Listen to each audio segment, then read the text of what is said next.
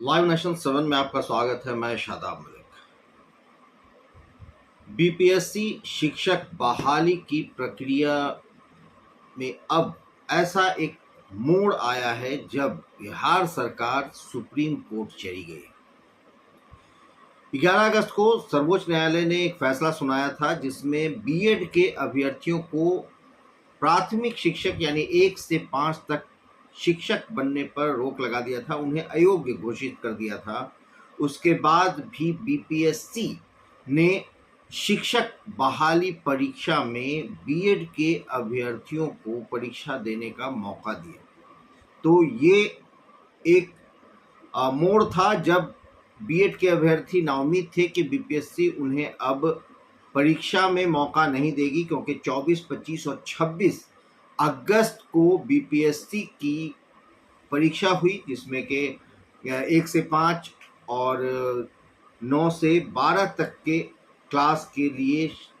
अभ्यर्थियों ने आवेदन दिया था। 1,70,000 के करीब वैकेंसी थी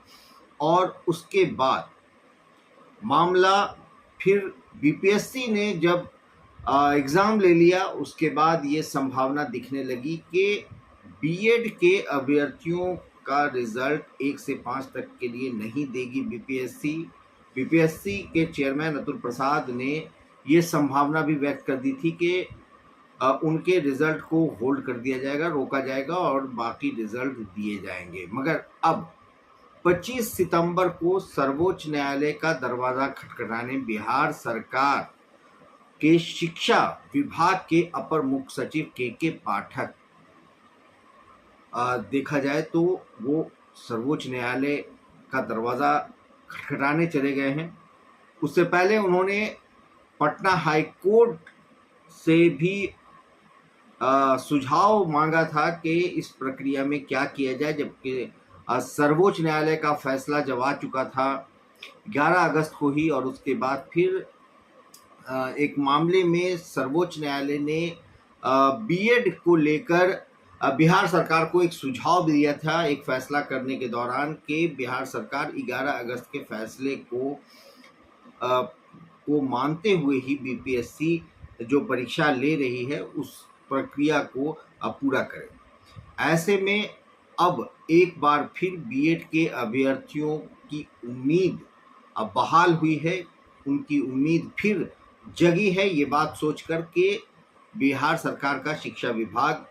सर्वोच्च न्यायालय गया है। मगर सवाल ये खड़ा होता है कि बिहार सरकार ने ये काम और पहले क्यों नहीं किया, उसने क्यों इतना वक्त ज़ाया किया, जबकि 11 अगस्त को फैसला आ गया, 24, 25 और 26 अगस्त को आपने परीक्षा ले लिया। या तो आपको इस दौरान वहाँ चले जाना था सर्वोच्च न्यायालय के 11 अगस्त और 24 अगस्त के बीच का जो वक्त था वो बर्बाद किया गया। उसके बाद फिर परीक्षा ले ली गई और परीक्षा लेने के बाद फिर 1 महीना का लगभग वक्त गुजार देने के बाद फिर सर्वोच्च न्यायालय का दरवाज़ा खटखटाना, ये एक या तो एक सोची समझी बात लग रही है कि क्या बिहार सरकार ने इस पूरी प्रक्रिया को रोक अटकाने का एक मतलब ये हालात बना रही है, या फिर ये परीक्षा को लेकर उतनी संजीदा सरकार नहीं थी, क्योंकि अभ्यर्थियों का यहाँ पर अगर देखा जाए तो उनके भविष्य का पूरा मामला है। बीएड के अभ्यर्थियों को की अगर हम बात करें तो उनका पूरा जो एक बड़ी वैकेंसी, एक बड़ी संख्या में वैकेंसी 1 से 5 तक के लिए आई हुई है बीपीएससी में, और उस पर इस तरह से सरकार ने जो वक्त लगाया, जितना समय बर्बाद किया, वो समय सरकार चाहती तो पहले ही ये काम कर सकती थी। अब बात ये कि क्या सर्वोच्च न्यायालय अपने फैसले में कोई बदलाव करेगा, तो ऐसा कम होता है कि सर्वोच्च न्यायालय का कोई बेंच अगर कोई फैसला सुना दे तो फिर दूसरा बेंच उस फैसले को बदलता हो। मगर यहाँ एक बात ये ज़रूर संभावना दिख रही है कहीं ना कहीं ये बात, क्योंकि एनसीटीई की अगर हम बात करें तो एनसीटीई ने 2018 में ही ये बात साफ कर दिया था कि बीएड के अभ्यर्थियों बीएड के जो अभ्यर्थी हैं वो 1 से 5 तक के शिक्षक बन सकते हैं, मगर एनसीटी के इस फैसले के बाद एनसीटी के बाद लोगों ने बीएड किया, और वैसे अभ्यर्थी जो एनसीटी के गाइडलाइन के हिसाब से उन्होंने बीएड किया, वैसे अभ्यर्थियों के लिए जब ये वैकेंसी आई तो जाहिर सी बात है कि वो उन लड़कों ने आवेदन दिया। पहले वाले भी जो बीएड के अभ्यर्थी थे उन्होंने आवेदन दिया। तो ऐसे में एक संभावना ये ज़रूर दिख रही है कि सर्वोच्च न्यायालय भले ही बीएड के अभ्यर्थियों को अयोग्य घोषित करे 1 से 5 तक के लिए, जो 11 अगस्त को कर चुका है, मगर एक संभावना जो दिख रही है वो ये दिख रही है क्योंकि एनसीटी के गाइडलाइन के मुताबिक 2018 से 2023 11 अगस्त के पहले तक वो अभ्यर्थी बीएड के अभ्यर्थी 1 से 5 तक के लिए आवेदन प्राइमरी स्कूल के लिए भर सकते थे। और ऐसे में अगर वो अभ्यर्थी जो 2018 से लेकर 2023 के बीच में जिन्होंने बीएड की पढ़ाई पूरी की है, बीएड कर लिया है, वैसे अभ्यर्थियों को बहुत मुमकिन है कि सर्वोच्च न्यायालय अपने फैसले में उनको एक मौका शायद बिहार सरकार के द्वारा अपील के बाद दे सकता है। तो ये एक संभावना तो ज़रूर दिख रही है कि यहाँ पर उन अभ्यर्थियों का तो कम से कम कोई कसूर नहीं जिन्होंने एनसीटीई के गाइडलाइन को फॉलो किया, 2018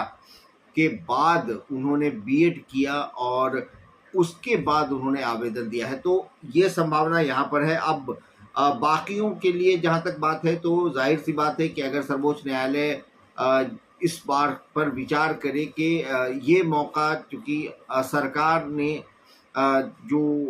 वैकेंसी निकाली वो फैसले आने के पहले यानी 11 अगस्त के पहले की ये वैकेंसी है, तो ये भी सर्वोच्च न्यायालय कर सकती है कि ये एक मौका अभ्यर्थियों को दे कि इस बार वो जो लोग इस प्रक्रिया में शामिल हैं उनको इस बार मौका दे दिया जाए। अगले बार से बीएड के अभ्यर्थी जो फिर वैकेंसी आएगी उसके लिए बीएड के अभ्यर्थियों को क्लास 1 से 5 तक के लिए सुप्रीम कोर्ट उन्हें अयोग्य घोषित, जैसा कि फैसला 11 अगस्त को किया था, उसके हिसाब से कर सकती है। तो ये भी एक संभावना है कि जो प्रक्रिया चल रही है उसे पूरा होने की अनुमति सर्वोच्च न्यायालय दे दे। ऐसे में 3,80,000 के करीब जो अभ्यर्थी हैं यानी बीएड के अभ्यर्थी, उनको ये मौका 3,80,000 या 3,90,000 के आसपास ये अभ्यर्थी हैं, इनको ये मौका सर्वोच्च न्यायालय एक बार दे सकती है। तो अब देखना है कि आगे सुप्रीम कोर्ट क्या फैसला करता है। आप बने रहे, देखते रहे हमारा वीडियो। अगर अभी तक आप लोगों ने हमारे चैनल लाइव नेशन 7 को सब्सक्राइब नहीं किया है तो ज़रूर करें। धन्यवाद।